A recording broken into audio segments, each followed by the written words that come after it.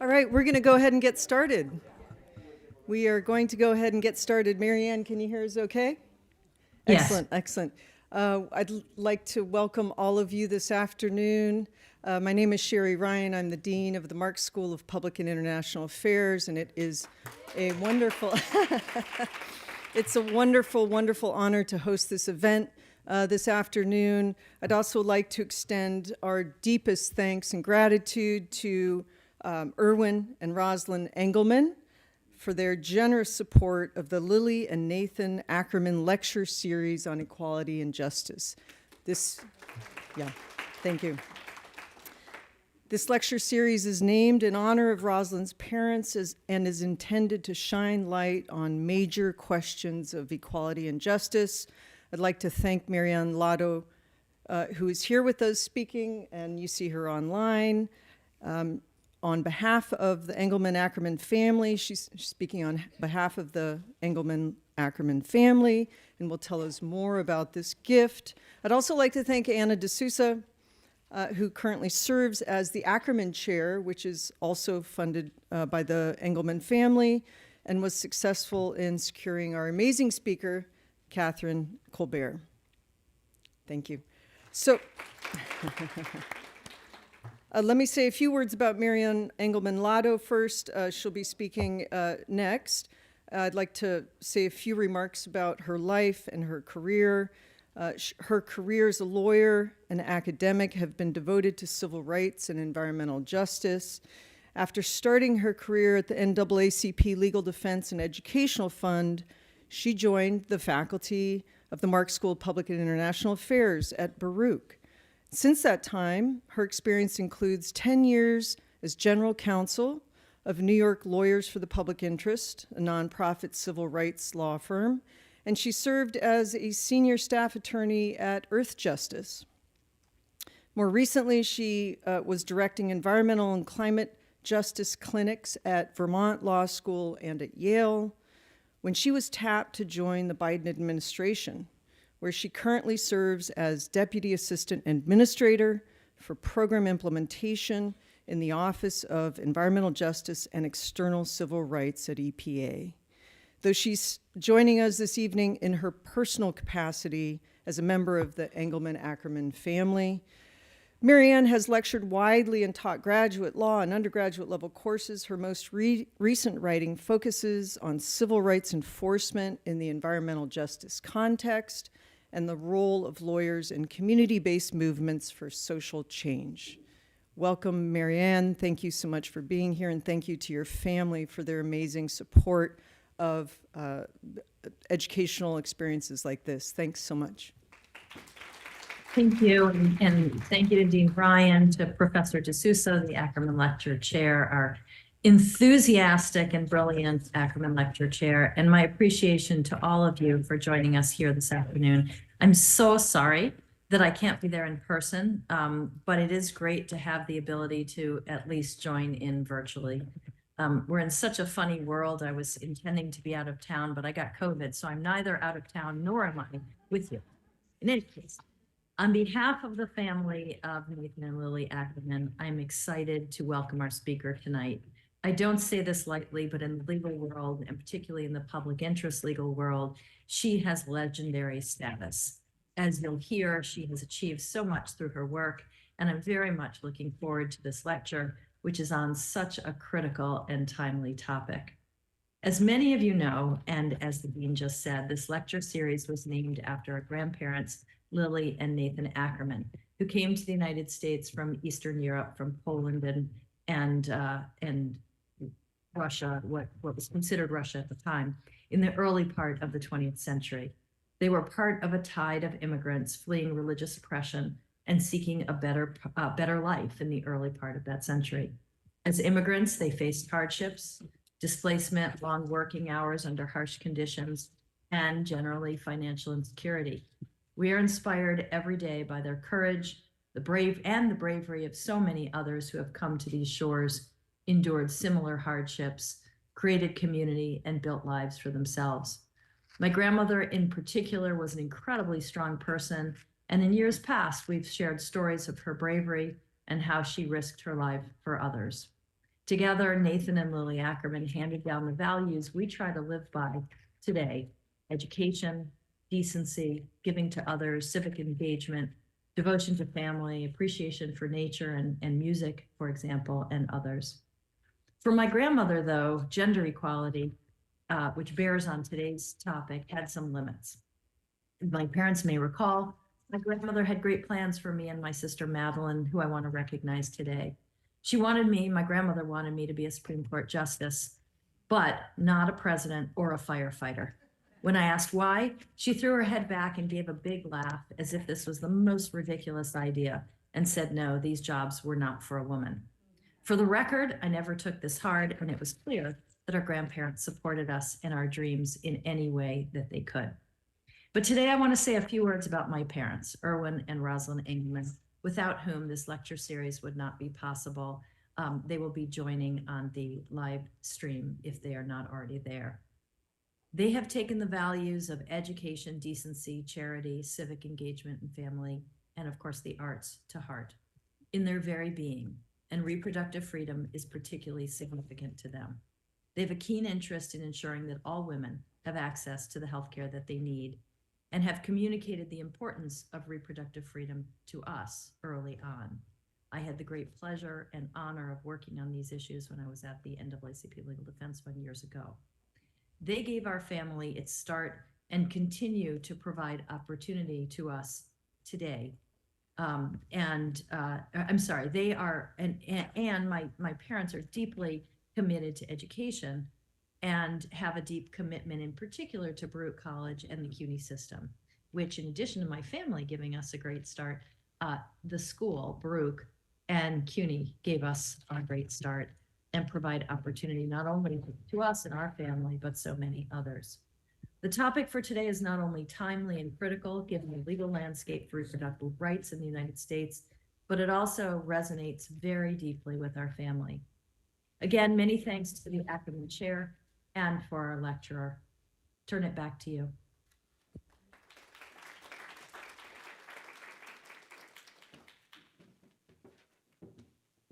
Thank you so much, Marianne. And I want to apologize to the people in the room if your stomach is gurgling, apologies, we don't have lunch here yet, but it's coming, for the hungry people. Okay, we're so happy to introduce our Ackerman Chair, Anna D'Souza. Professor D'Souza is in her 11th year here at the Mark School. She's a development economist who studies issues related to food and nutritional security, price shocks, conflict, governance, and trade. Before joining Baruch, she worked as a research economist at the Economic Research Service of the U.S. Department of Agriculture, where she received the USDA Secretary's Honor Award. She has worked as an adjunct professor at Johns Hopkins School of Advanced International Studies, a consultant for the World Bank, and a Peace Corps volunteer in Senegal. She received a BS in Finance and Economics from the Stern School of Business at NYU and a MS and PhD in Economics from UCLA. Thank you so much, Anna, for your organizing this event, and we appreciate that. Thank you.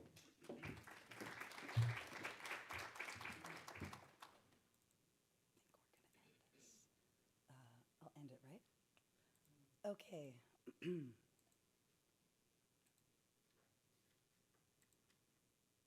Just keep this in the background. Okay.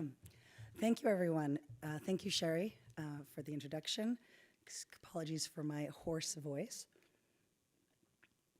I'm so happy to be here today. Marianne, now that you're on the live stream, thank you so much. And thank you, Rosalind and Erwin. Marianne, thank you for that framing. And thank you to the Engelman Ackerman family for supporting this important lecture series. I'm so happy to see so many of you in the room today. And for those of you who are watching on the live stream, we appreciate your presence in real time. And please feel free to use the comment in the chat to be able to ask questions. We have someone watching that, so please feel as connected as you can in this virtual world. So 1 week from tomorrow is Election Day. And right here in New York, Proposition 1, which is being called tomorrow, 2 weeks? Oh my goodness. That's exactly 2 weeks from today. Thank you. Oh, I'm just checking. Isn't that great? Checking if everyone's on their toes here. Thank you. Okay. Early vote, I was just going to say, there is early voting, but 2 weeks from tomorrow is November 5th, correct? Election day. And here in New York, Proposition 1, which is being called the Equal Rights Amendment, will attempt to add pregnancy and pregnancy outcomes, as well as reproductive health care and autonomy to the list of protected classes in the New York State Constitution. The proposition also adds ethnicity, national origin, age, disability, sex, sexual orientation, gender identity, and gender expression to the current protected classes of race, color, creed, and religion. Nine other states, in addition to New York, also have some form of abortion rights on their ballots this November. That includes Arizona, Colorado, Florida, Maryland, Missouri, Montana, Nebraska, Nevada, and South Dakota. This is the first presidential election cycle since the 2022 Supreme Court decision in Dobbs versus Jackson Women's Health Organization. That decision ended the constitutional right to abortion, which had been decided in the landmark 1972 case of Roe v. Wade. This map, oh, I'm sorry, that's the back. This map here, and online we will hopefully, you can see that well too. This map here is for the Center for Reproductive Rights, a center that Kitty actually co-founded in 1992.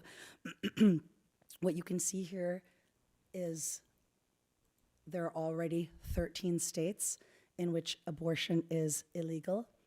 And then here, if you go through on your own time, the maps, you can look state by state and look through the restrictions on abortion rights and also the protections for abortion rights. In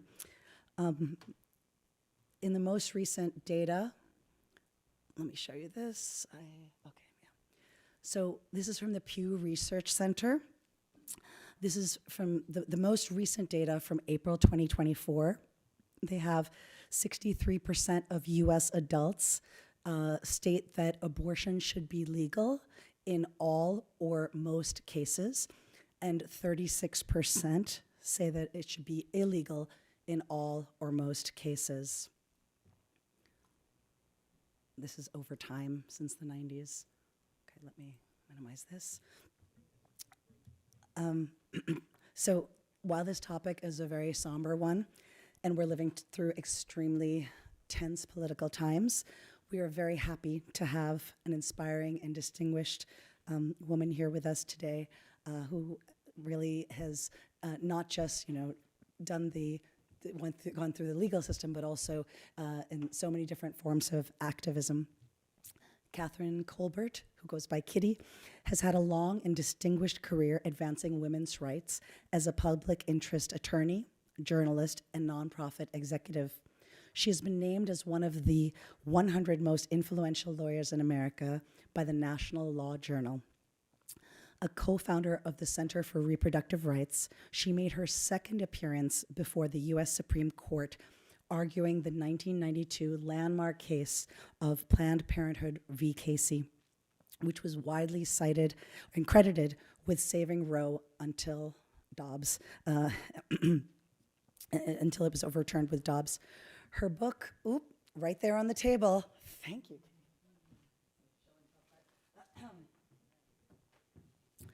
Her book, Controlling Women, What We Must Do Now to Save Reproductive Freedom, along with Julie F. Kay, details nearly 5 decades of legal battles to save Roe, accurately predicted its demise, and proposes audacious new strategies for moving forward at this very perilous time.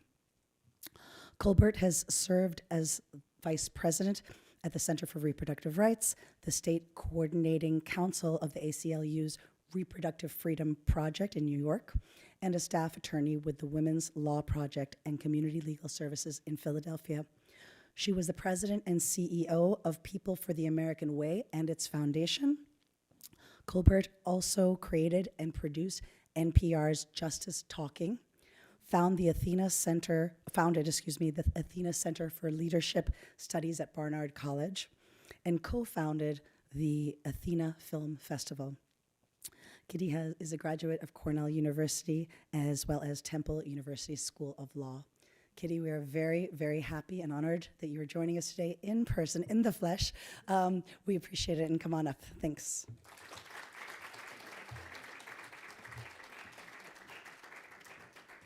Well, thanks so much. I'm thrilled to have you all here. And thank you, Dean Ryan, the Engelman family, Engelman Ackerman family, chair of this wonderful event. Thank you so much for coming. Let me start by just kind of putting myself in context. I started in 1974. I moved to Philadelphia to go to law school. It was just 1 year after the Supreme Court had decided Roe versus Wade. And I just want to remind us all of the progress that we have made since then. We've created rape crisis centers and shelters for battered women. We've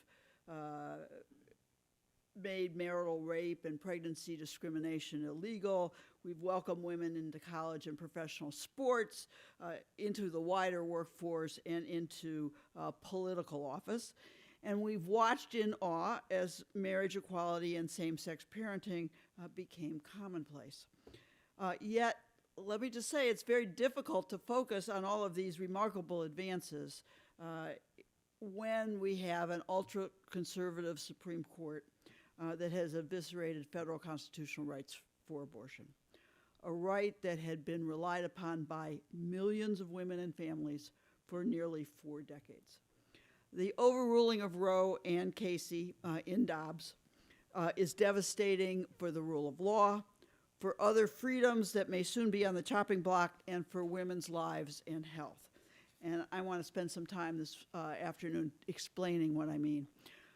First, rather than finding that there had been a change in the law or a change in the facts or legal reasoning underlying Roe, the Dobbs court brazenly declared that Roe had been wrong from the start. And they, in the process, forsaking principles of stare decisis that have been a part of our law and legal tradition since our nation's founding. The justices held that whenever there's a majority of the court, for whatever reason, disagrees with established precedents, they are free to overrule it. And I have to say, this wanton disregard for prior rulings, for established precedent, undermines stability in the law and institutional integrity of the court. So it's not surprising that the ratings of the Supreme Court justices are now lower than at any point in 3 decades of polling on this question.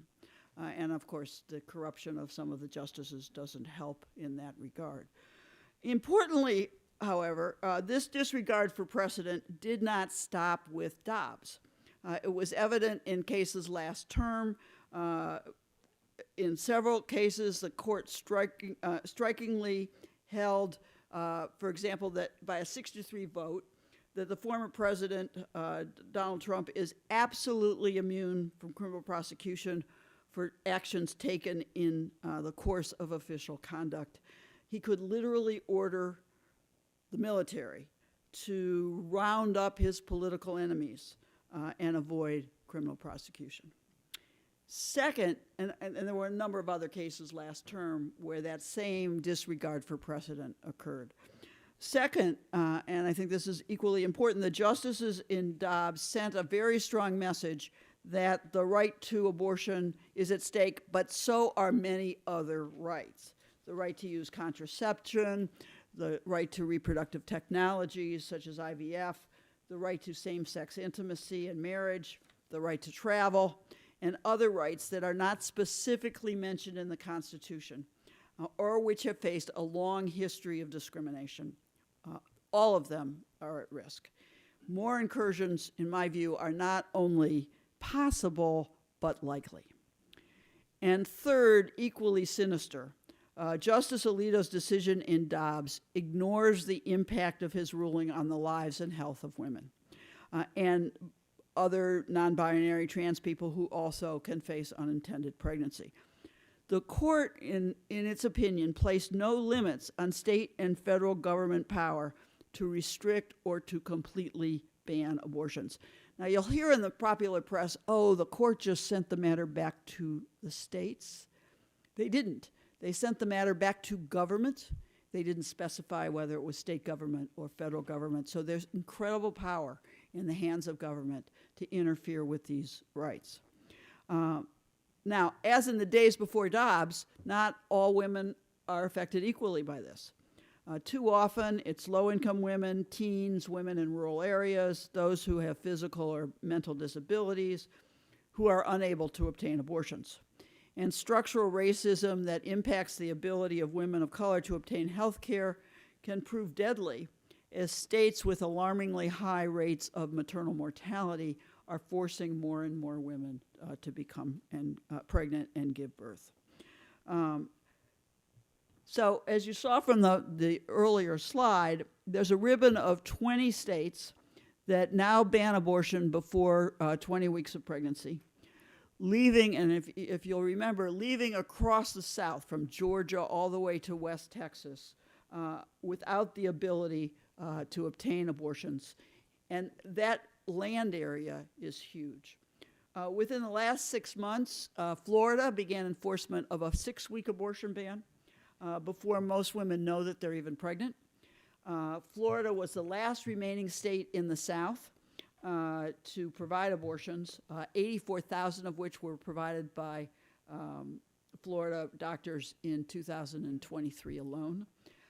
So for women, think about this, living in Miami or in the Texas Panhandle or in West Texas, for example, the closest abortion clinic is now about 700 miles away.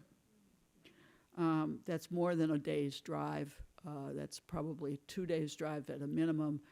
It's a very long way. So it's extremely confusing, given this disparity from state to state, how that even healthcare providers have a hard time tracking what the law is, how they can protect themselves from liability. But think about that pregnant teenager, the woman living with an abusive spouse, an illegal immigrant who doesn't speak English, trying to navigate this just confluence of changes from state to state, these multiple and ever-changing rules. And not just women who want to end unintended pregnancies are affected. In states where abortion is banned, a woman who intends to give birth but who may face an ectopic pregnancy or a molar pregnancy or discover that her fetus has fetal anomalies that may well be fatal, or suffers a miscarriage, is unable to obtain the medical care that is necessary to protect her life, her health, or her fertility near her home and family. Not only are women losing important rights to control their bodies and their destinies, but they're suffering severe health consequences and losing their ability to have children in the future. Some women, like Amber Thurman, Candy Miller, Taisha Wilkinson Sobieski, have tragically died and lost their lives, leaving children without a mother to raise them. Even women in abortion-friendly states, like here in New York, are affected. Why? Because Planned Parenthood clinics and other abortion providers here in New York are already providing services to the women for states where abortion is banned. And the influx of out-of-state patients increases the delays for in-state women who need care.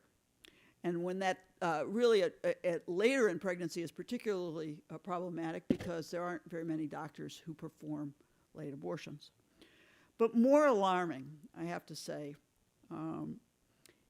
is that a nationwide ban on abortion is a real possibility in one of two ways. First, in 2 weeks from Tuesday, should Donald Trump be elected and Republicans take control of both the U.S. Senate and U.S. House, despite their protestations to the contrary, it is very likely that they will pass a nationwide ban on abortion. and that will override all progressive laws in states that currently provide abortion services and set a uniform standard even in the banned states. So some of those, for example, that provide abortions at up to 12 weeks would be unable to do so under that nationwide ban. But if that wasn't bad enough, even if the Democrats are successful in controlling the House and the Senate on the national level, a new, what I think of as less inhibited Trump administration could easily enforce the Comstock Act. Now you say, what the hell's the Comstock Act? It's not surprising that you haven't heard about it. It's an 1873 anti-vice law, passed originally banning the interstate transport of contraception in its original form, and now which bans the interstate transport of any item used in the performance of abortion. That would include abortion pills, mifepristone and misoprostol. It would include any surgical instrument used in the performance of abortion, and would be a backdoor way to shut down abortion services in every state in the country. Now, you'll hear Donald Trump repeatedly say he's not going to sign a ban on abortion, but he doesn't need to sign a ban on abortion. All he needs to do is appoint a Justice Department that changes the interpretation of the Comstock Act and begins to enforce it. And lest we think that that's not on the minds of those who oppose abortion, just last week, 3 attorneys general from 3 states, Missouri, Kansas, and Idaho, asked an anti-abortion judge in Texas, remember Judge Kaczmarek, who heard the first case involving the legality of mifepristone. Those 3 attorneys general went back to Judge Kaczmarek and asked him to roll back all of the FDA rules that allow abortion medications to be dispensed through the mail, citing the Comstock Act and the opinions of both Justice Alito and Justice Thomas, finding that the Comstock Act is good law. So whatever happens in the election, the question of the validity of the Comstock Act, should we have a Trump presidency, will be at issue, and it is on its way to the Supreme Court for final review. So that's pretty depressing, right? But with this backdrop, what surprises me more than the cruelty of our opponents, of their just unthinking willingness to change the law, has been the inspiring recognition by a majority of Americans who support the right to choose abortion. In the 2.5 years since Dobbs, we've seen, as many in this room, deep personal grief, but at the same time, mass outrage and mass action. Activists marched before the Supreme Court in cities nationwide. In Kansas, Democrats, independents, and moderate Republicans overwhelmingly voted down a state measure eliminating abortion rights from the Kansas Constitution. And since the Supreme Court's decision to overturn Roe, 6 states, both red and blue, California, Kansas, Kentucky, Michigan, Vermont, and Ohio, have voted on abortion-related constitutional amendments to their state constitutions, and the side favoring abortion rights won every single one of those votes. Now, concern over the loss of Roe was a difference maker in a wide range of races, those for Congress, in gubernatorial seats, state legislative races, even state Supreme Court contests. You'll remember Janet Prasewicz, who won the effort to become a justice on the Wisconsin Supreme Court, not just winning by a thin margin like most people win in Wisconsin. She won by some 18 points, and it was a remarkable thing. I'm sorry, it's 11-point margin, but Joe Biden at the same time won by less than 1%. So the issue is salient, the issue is important, the issue is being voted on by people around the country. And this November, we are seeing 10 additional states 5 of which currently ban abortion, having amendments to state constitutions on the ballot. Now, I don't know if I need to explain this, but remember we have a federal system of law and a state system of law. The U.S. Supreme Court determines the meaning of federal law, but state Supreme Courts determine the meaning of state law, and state constitutions can be broader and more inclusive and more protective than the federal standard. It's only when the federal law is enacted that creates a uniform standard that all that state law goes away. So finding votes in 5 states that would overturn bans in those states, very, very important this election. I'm really only worried of the 10 that are up for a vote about 2 states, 1 in Florida. Any of you who have relatives in Florida, call them up. Tell them that they need to be out there and vote for Amendment 4. Why am I worried about Florida? It's not because they're not pro-choice, but because under Florida law, 60% majority is necessary to adopt a constitutional amendment. And I'm also worried about North Dakota. Why? Because there, the anti-abortion groups have put a separate amendment on the ballot with the idea of just confusing everybody and diluting the vote. But I think we have a really good shot at all of them, and certainly at 8 out of the 10. So pockets of resistance are sprouting up in a whole lot of unexpected places. Women in abortion deserts are finding ways to get abortion pills by telemedicine from doctors in Europe, or a host of doctors who are now practicing in states which have what are called shield laws, which enable them to prescribe abortion drugs and be shielded from prosecution within the home state. They can't go to the state they're sending the pills to because they could be arrested in those states, but as long as they stay in the safe state, they are free from prosecution. We're also seeing clandestine smugglers, including elderly women who are buying drugs in Mexico and in Canada and delivering them to women in need. The interesting part is today, medication abortion counts for about 63% of all abortions that are performed. And the number of abortions performed is now greater than the number performed in the days before Dobbs. So we've really seen a marked problem. Now, that doesn't mean there isn't a lot of hardship going on. There are still women who are traveling hundreds and hundreds of miles to get abortion procedures. There are still women who have to wait because they can't afford the amount of money it takes to travel, or can't go. They don't have any way to get from Texas to Chicago. But the ability to obtain abortions through medication abortion has really decreased the level of trauma and hopefully will increase significantly in the next progressive administration that we hope to elect in November.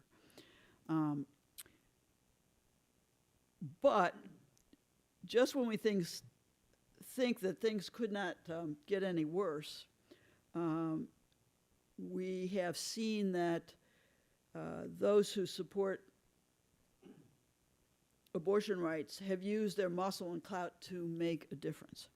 In February, the Alabama Supreme Court ruled under Alabama's wrongful death law that human life begins from the moment of conception, and that the frozen embryos used in IVF were considered to be children and therefore had to be protected under Alabama law. It's a pretty amazing decision when you think about it, because the logical construct of that is, if this is a person, you could actually force a woman to carry that pregnancy because it's necessary to preserve human life. And you think that's not possible. I had a judge years and years ago who ruled just that. And we at the ACLU went in and represented her husband, who said, I don't want to be a dad, and the court can't decide when I am going to be a dad, and won that case. But it is not without possibilities. The good news is, though, within hours of when IVF clinics were shutting down throughout Alabama, there was significant, spontaneous, nationwide outrage, and even longstanding anti-abortion legislators including the father of IVF, our president, or our former president, were proclaiming their support for IVF. And a new law protecting IVF providers from liability was passed in Alabama. So it shows how much public outrage can make a difference. And in this year's presidential race, the question for abortion for the first time has become a decisive issue, motivating moderate Republicans and young people to support the Democrats and Democratic candidates from the presidency all the way down to the bottom of the ballot. Now, these developments should give us great hope. Because the best way to preserve and save reproductive freedom is to build political power. By ensuring that champions for reproductive and sexual justice are leading in every state and in Congress, we can implement an agenda that truly protects a wide range of reproductive freedoms: paid family leave, child care, early childhood education, new programs to reduce maternal mortality and infant mortality, the birth control pill, available over the counter and kind of as easy to get as a bottle of Tylenol. And of course, access to safe, legal abortion. No more bans, hurdles to jump, funding restrictions. Medication abortion would be widely available without a prescription at pharmacies, walk-in primary care health centers, and health clinics on every college campus. And while it seems unimaginable today with political power in the hands of champions of choice, we could add a new amendment to the U.S. Constitution to ensure that protections for these fundamental human rights would be a permanent part of U.S. law. Personal and private decisions about contraception, pregnancy, sex and sexuality, marriage and parenting would be ours to make, not controlled by politicians, not dependent on the color of your skin, where you live, how much money you make, who you love, or the pronouns that you use. As feminist author Rebecca Solnit reminds us, and I'm going to quote from her here, the future is bigger than our imaginations. It's unimaginable, and then it comes anyway. To meet it, we need to keep going, to walk past what we can imagine. We need to be unstoppable. And here's what it takes. You don't stop walking to congratulate yourself. You don't stop walking to wallow in despair. You don't stop because your own life got too comfortable or too rough. You don't stop because you won. You don't stop because you lose or have lost. There is more to win, more to lose, and others who need you. You walk the path into being, you make the way, and if you do it well, others can follow the route. But mostly you just walk. Right foot, left foot, right foot. That's what it takes to be unstoppable. So let's walk together. I'm happy to answer a lot of your questions and have a conversation with you. But most important, thank you. You want to?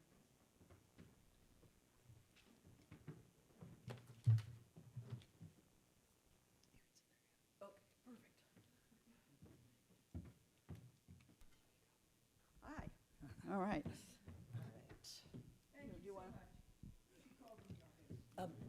I'm gonna I'm gonna moderate. Yes, I'm gonna start with a question and answer first. You can, yep, thank you. Okay, first of all, thank you so much, Kitty. We're gonna do a little question and answer. Please, you can send your, if anyone wants to raise their hand and ask a question later, we will do that in about 10, 15 minutes. And then if you have things written down that you would prefer that I read up here, we can also do that, okay? Sure, thank you. All right. You know we love eager students and participants. Thank you so much. So, Kitty, thank you so much for that talk. I want to start by asking about advocacy. Many of our students here at the Marx School are interested in doing advocacy and being part of public organizations or nonprofits that are supporting their communities. You mentioned here walking forward together. Can you give some more detail about some of the strategies that you would suggest some of the approaches for our students, for actually staff and faculty as well, because as you said, we need everyone's voice. And can you talk about everything from the kind of grassroots level to the higher levels of public policy? Right, so to me, advocacy is really about citizenship. It's about being a member of a collective society, and every person, whatever their role is, has a duty to advocate for the values that they think are the most important. So that doesn't leave advocacy to nonprofit organizations, giving money, that helps those nonprofit organizations. But every one of us has to be an advocate. And I think the interesting part about this is this election is probably the best example of that. Why? Because it's so close. It's that 1 to 2 votes per precinct could make a difference. I live in Pennsylvania. I'm like deluged every hour with the number of messages I get. And 1 or 2 votes can make a difference. So all of us, whether you live in New York or you live in Pennsylvania, have a duty to make our values known. Now, you could be in opposition to abortion. It's still your civic duty to make your views known. I don't discriminate on the basis of the content of those views, but I do think that it's really important that we all do something. And I say in the book, which lists a whole range of policy alternatives from, child care to family and medical leave, to just say to people, do something. Doesn't really matter what it is. You could be making calls into Pennsylvania to recruit voters to the polls. You could be making calls to vote in support of the ERA here on the New York state ballot. You could be an advocate to paying for abortion services under your business insurance policy. You could be an advocate for a company to provide money so women could travel if they needed to go out of state to have abortions. Whatever it is, it's just important to do something as opposed to letting others be the advocates. Thank you.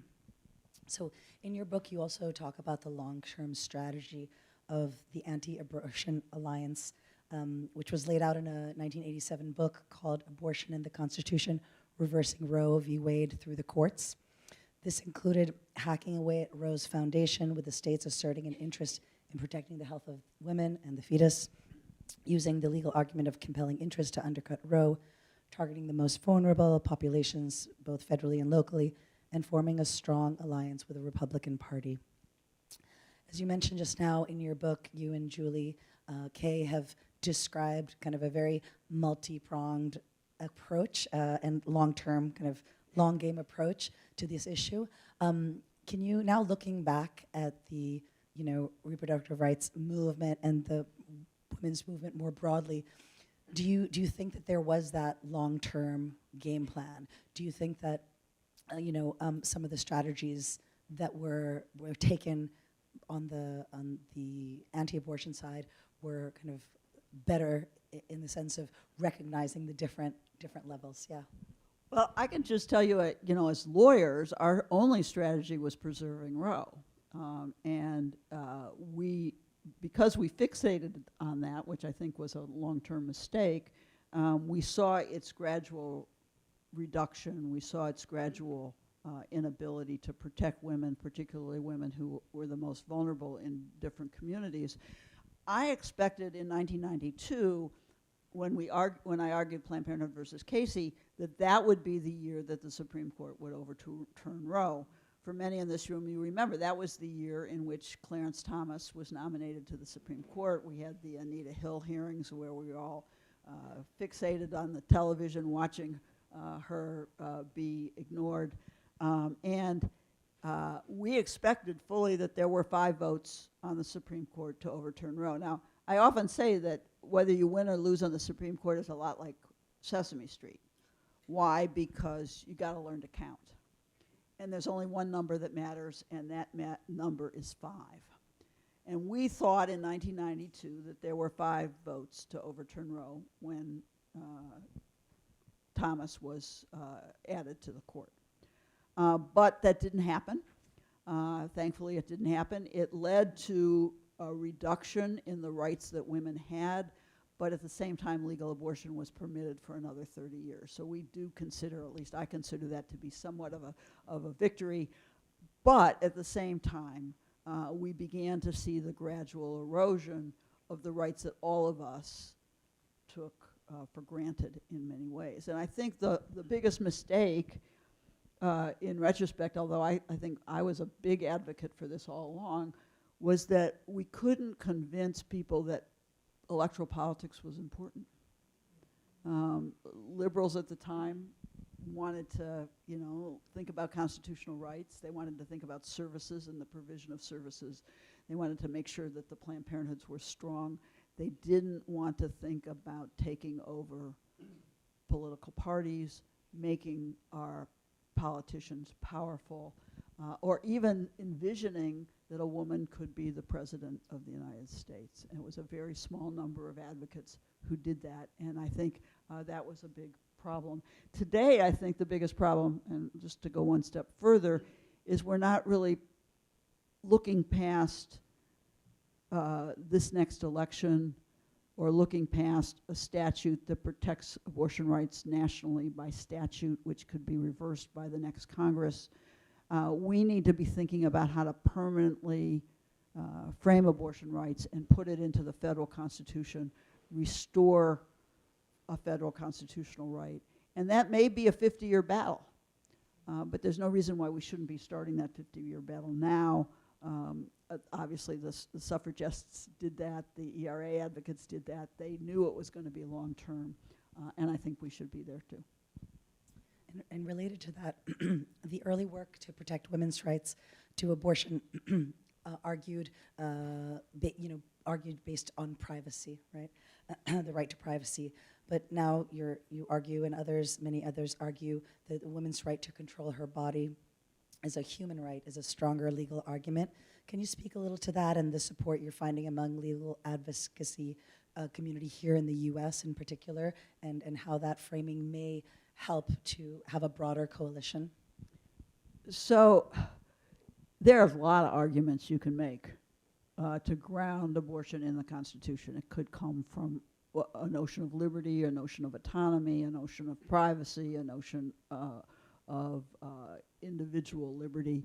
I don't actually think it matters what the argument is, because as I said, the only thing that matters is, are there 5 votes to support that argument? This is about political power. It is not about good arguments. If it was good arguments, we would have won permanently in 1973, and that would have been the end of it. Okay?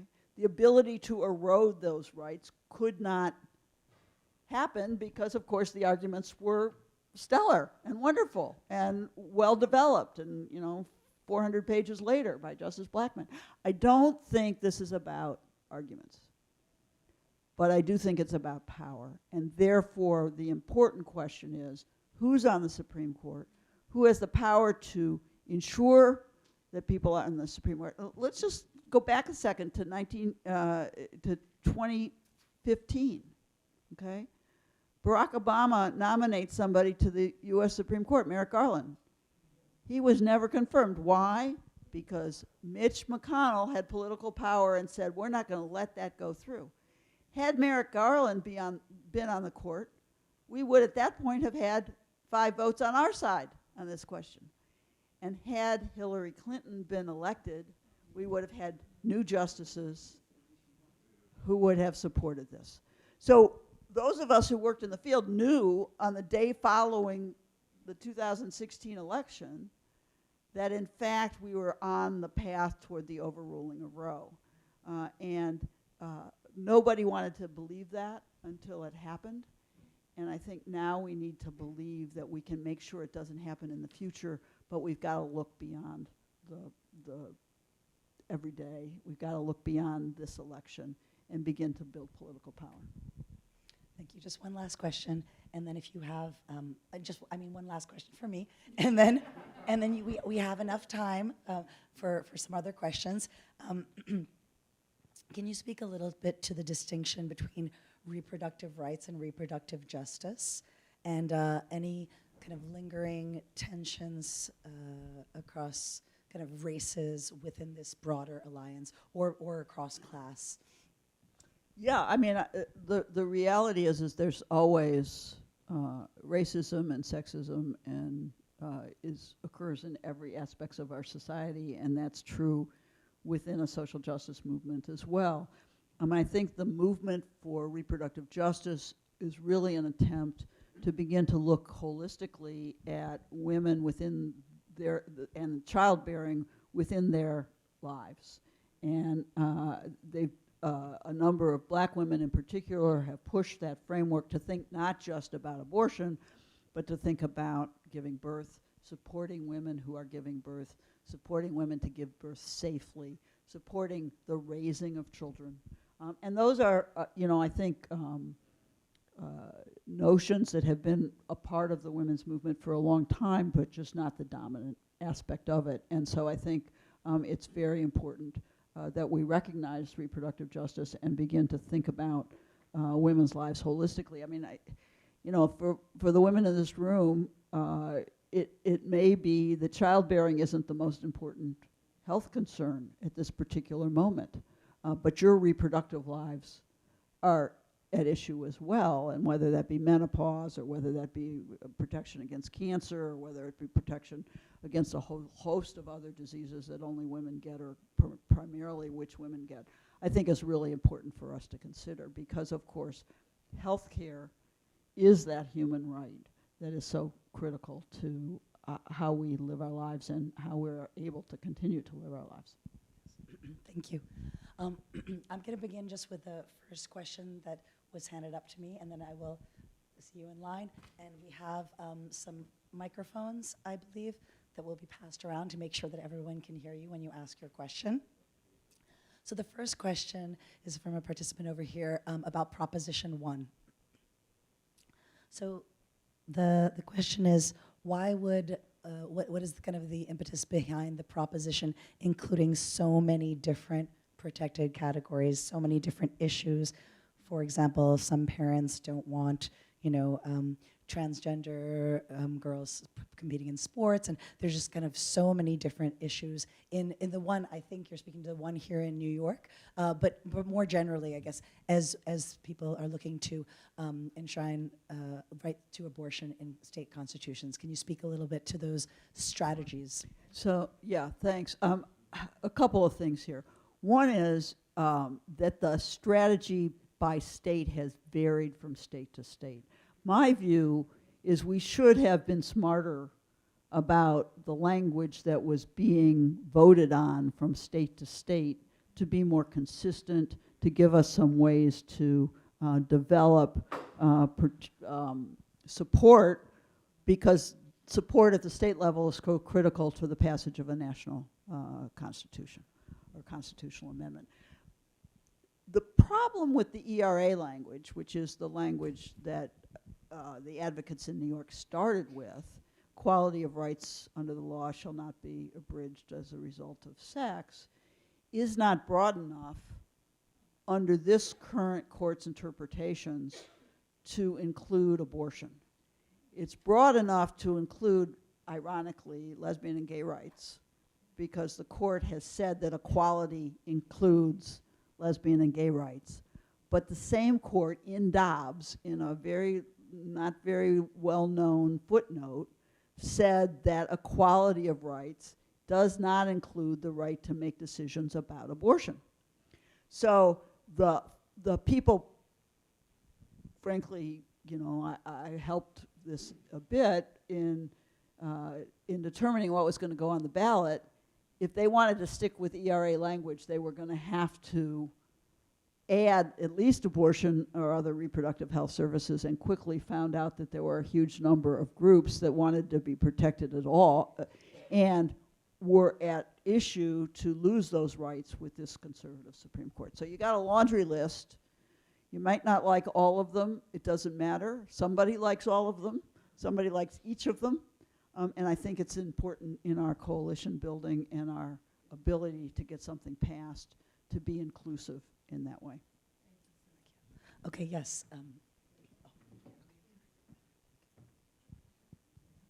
Thank you. Thank you. I'm Michael Myers, New York Civil Rights Coalition.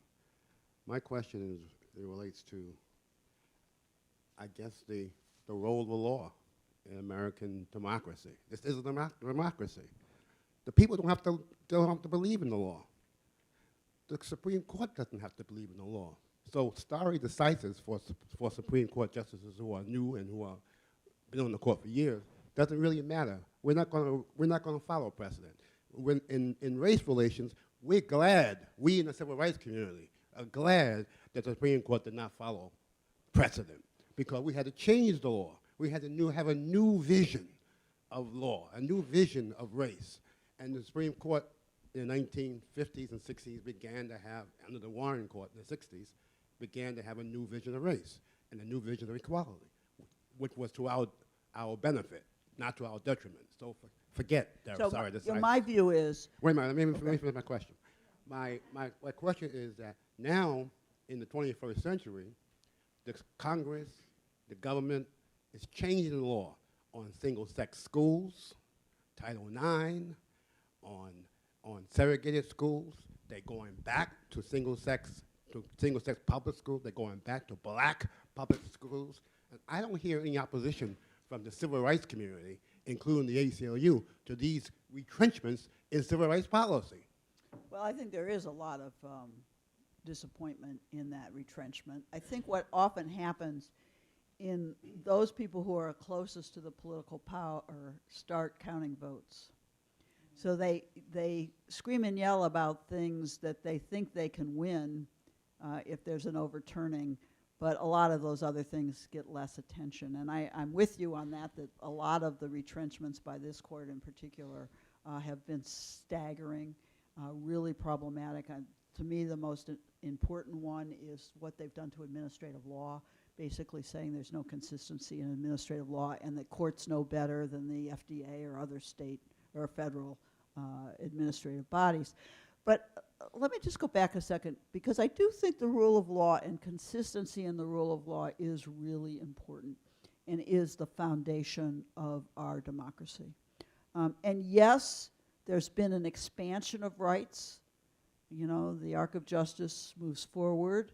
We want to make sure we can expand those rights, but retrenchment is a different story. So it seems to me that the courts do have an obligation to continue to reaffirm existing law, to lend some stability in our society. And you know, those of you who are in business, which I understand is a whole lot of you in this room, understand that better than anyone, right? Because you know that just the potential of disruption or the possibility that things would change are, you know, good for the entrepreneur, but very problematic for existing businesses as well. And so we need to balance those interests. The rule had been, as it was decided in Casey, that precedent ought to stand unless there's a really good reason to change it, and not just any old reason, not just a change in who's on the court, but a really good reason because the facts are different or the law has shifted through a variety of other interpretations. And that gives us some room to make change, to advance freedoms, but at the same time, I think really, really important that we not forsake that basic principle. You are both fabulous speakers. You've given us a lot of talking points to tell people about, and it's a privilege to be here. Thank you. Thank you. You have a question? Can I always have people like this in the audience? This is great. Good afternoon. I do want to thank you, Kitty, for being here. My question is actually a two-part question. It's regarding, we tend to hear people say reproductive rights, and they just automatically go to, oh, that's a women's issue, and then they don't listen to anything else. So how do we engage other people into this issue, as we have about 2 weeks left in this, for this election? And another part of that is, how do we connect it to economic? Because a lot of people are saying, well, under this administration, I have more money. And they're going with that based on, I have more money for economy as well. So how can we draw that connection so it strengthens it? And we have 2 weeks left to turn the tide if we can. So thank you. And I think the fact that there's very few men in this audience is an indication about how we as women in many instances have forsaken the fact that this is an issue that applies to all people, and we give guys an out when they aren't fighting for us. They expect us to fight for them, but we are not fighting. We're not expecting them to fight for us. So the very nature of how the issue is defined, you're right. It's not a human issue. It's not a human. But you know, the reality is, men have benefited from abortion as much as women. All right, they have benefited from the ability to control when they want to have kids. They have benefited from the right to have birth control and decide they don't want to have, you know, they want to have sex but not become a parent. And that is of value to them as well as to the women that they are sleeping with. So yes, all of those things are true. To me, change happens one-to-one. That is, at least on sexism and misogyny. Let me just say this, it's still there. I mean, misogyny is still there in every level of our society. And it will be there until we raise a generation of children who don't let it be there. And that takes real, I mean, you know, just going down the aisle, I'm a grandmother, right? And just going down the aisle in the toy store and my kids wanting to wear pink, you know, the girls wanting to wear pink all the time, and, you know, the toys they play with and the books they read. I mean, it's all part of a misogynistic world, and the only thing we can do is one-to-one make sure we raise families and children who don't have those current points of view. But it's not easy. And we are seeing the gender gap in this election be extraordinary in both directions for the first time.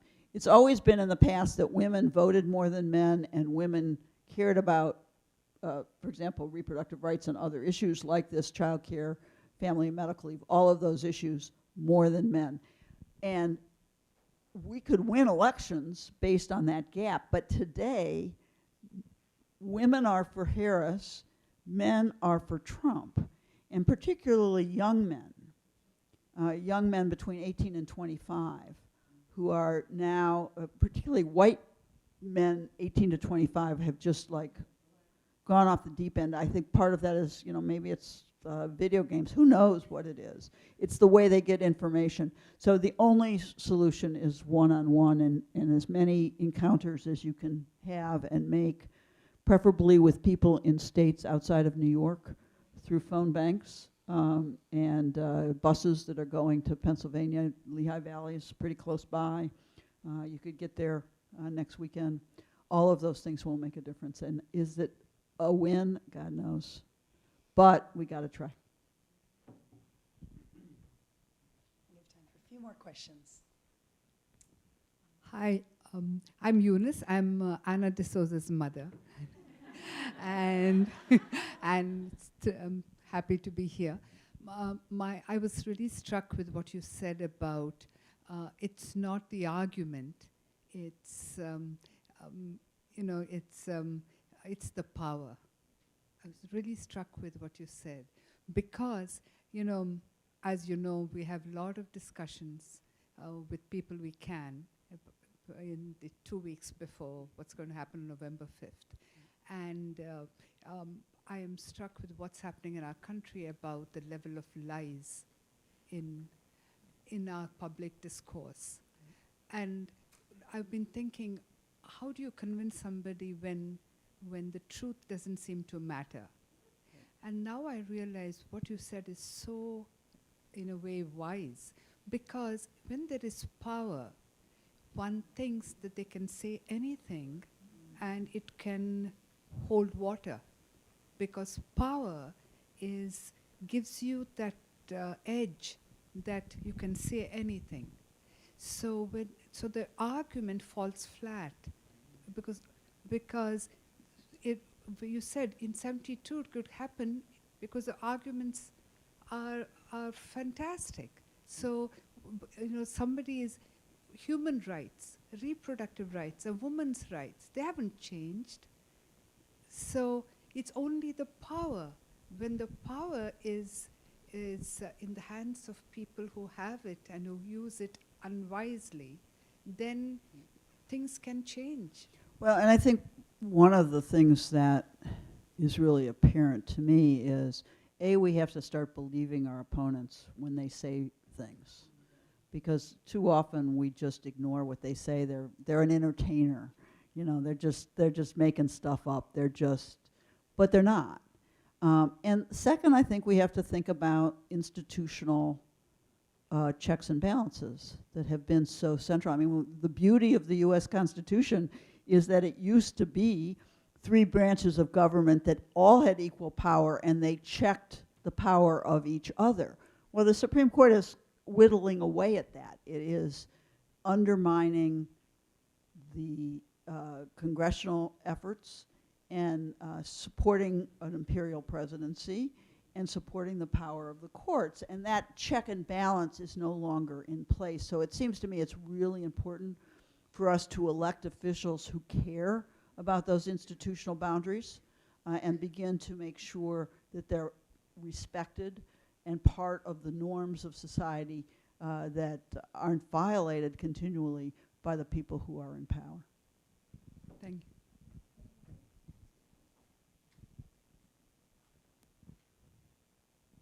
Thank you. It's been an incredible afternoon. Is there anything to be learned from other countries and how other governments and people have navigated and negotiated this issue?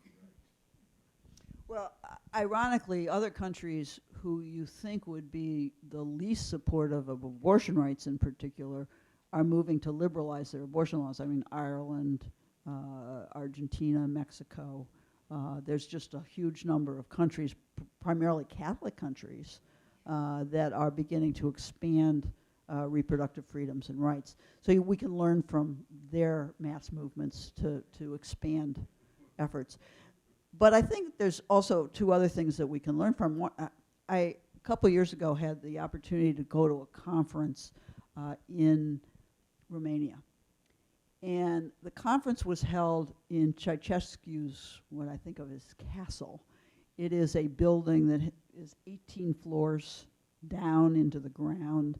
It is the most regal, obviously built by someone who was an autocrat and who believed that restriction of reproductive rights was his primary goal in the world.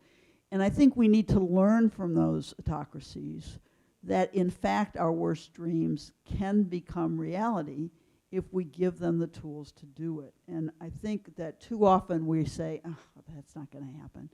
And I went to see the movie Lee the other night, and all of the things that were happening in Europe as the rise of Hitler came about were just being ignored by most people because they didn't believe it could actually happen. And we need to go back and say, yes, it could happen here, and we're all responsible for saying no and to making change. Thank you.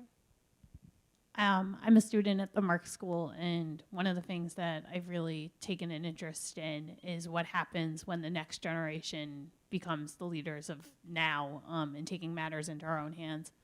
When, I hate saying this, our parents go and the people who really laid the groundwork leave and they're no longer with us. What's your advice to the young advocates in making sure that we keep going when all seems lost?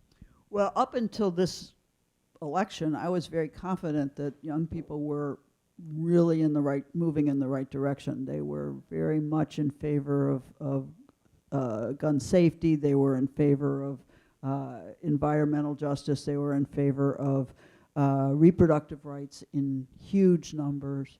They were basically more liberal than their baby boomer grandparents, which was the last group of liberal voters. So, I was very optimistic that all we needed to do was turn power over to the young people because that would mean the policies we liked would be. But unfortunately, I think people change.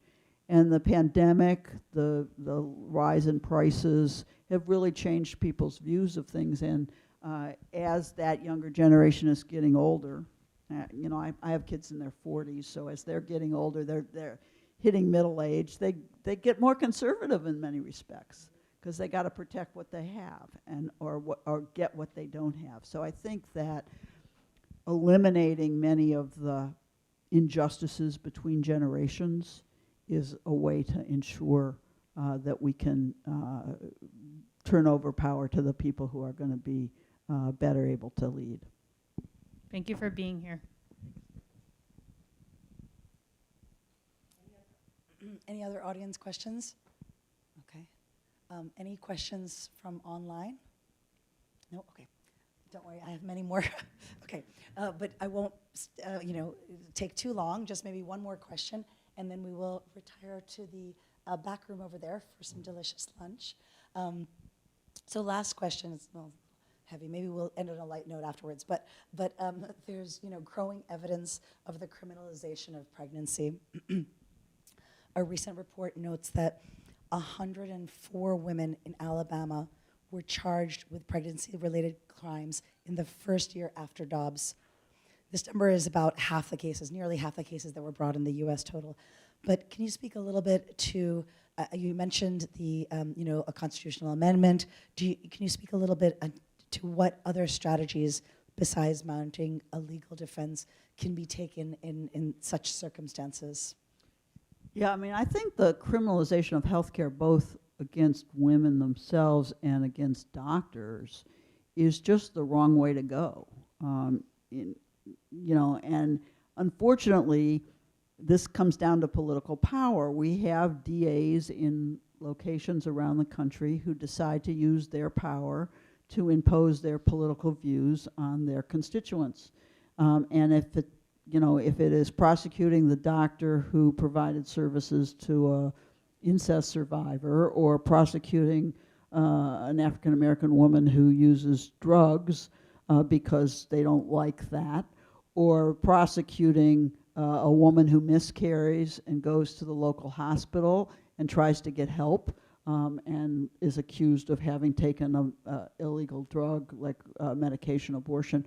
All of those things lead to prosecutions. And the most important thing is our criminal justice system is racist, it's misogynistic, it works against people who have less money and power, and those who have political power will impose it. Now, that doesn't mean we can't stop all of these things, but it means we've got to work hard at it.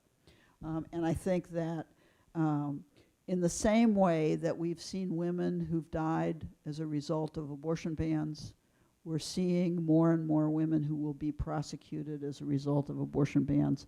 And that's not good for them, but it's importantly not good for precedent in those states. And I think we just need to pay very, very close attention to it. Thank you.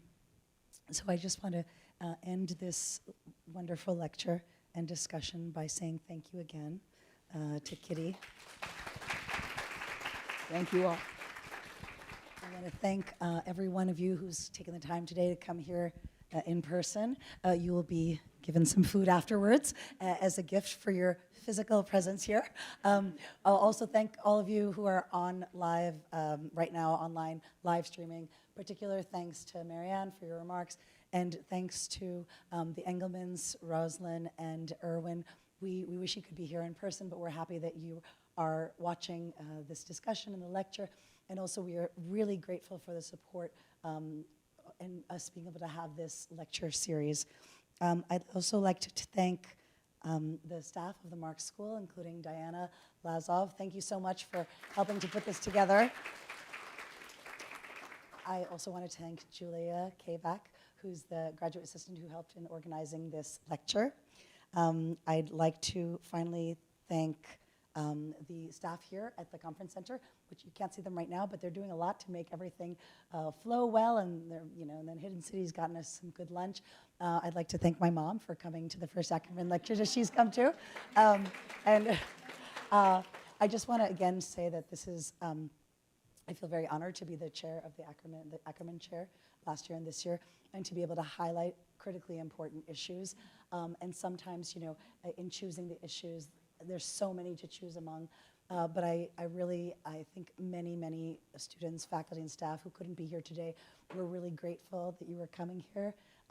We don't often, well, sometimes we do. Sometimes we get legends, but not all the time. And we are just really grateful that you have come here to share your expertise with us, your knowledge, and your hope, because there are a lot of people who don't have a lot of hope right now with the Supreme Court majority and the very tight presidential election race. But I think it's because of people like you, and I read the book, by the way. You can look at my copy anytime you want. I have to say that is what we need. That is what I needed, an inspiration to, as you described in that lovely quote, right foot after the left foot after right foot. So thank you again for being here, Kitty. Everyone, thank you for being here today.